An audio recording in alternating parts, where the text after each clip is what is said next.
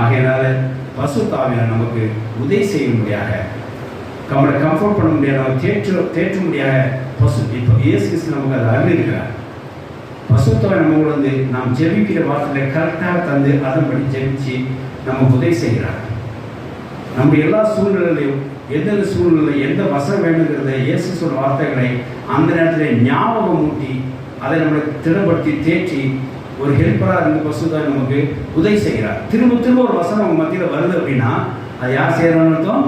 பசுத்தாவினர் ஒரு ரிமைண்ட் பண்ணுறான்னு அர்த்தம். அப்படி ஒரு தனி மனிதரை ஒருத்தரை தேய்ச்சி அவர் உதவி செய்கிறார். நீங்கள் தப்பு பண்ணும்போது உங்களை எச்சரிக்கிறார். எச்சரிக்கிற பாவத்தை பண்ண முடியாதபடிக்கு தடுத்த தனிநபரை அவர் என்ன செய்கிறார்? உதவி செய்து தேற்றவராக இருந்து அவருக்கு ஹெல்ப்பராக இருக்கிறார். நாலாவது காரியம், நீங்கள் செய்ய வேண்டிய காரியத்தை நீங்கள் செய்ய வேண்டிய நேரம் திருப்பதற்காக உன்னை பிளாக் பண்ணி உன்னை ஓப்பன் பண்ணி வழி இதுவே என்று சொல்லத்தக்கதாக ஒரு எம்பவர்மெண்ட், ஒரு ஆளுகை செய்து உங்களை லீட் பண்ணி உங்களை நடத்தும் தனிநபரை உதவி செய்வதாக காணப்படுகிறார் பசுத்தாவினர். ஐந்தாவது,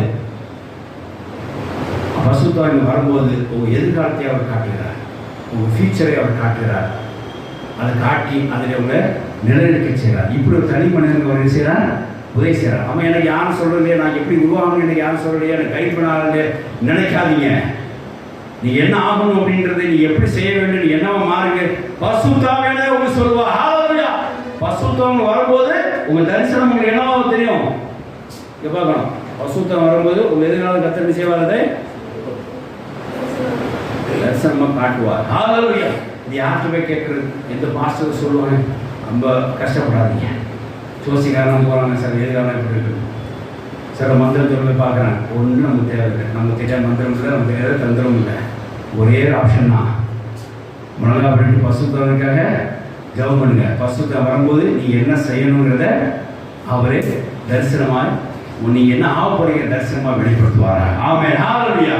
இப்படி ஒரு தனி மனிதனுக்கு பசுத்தவை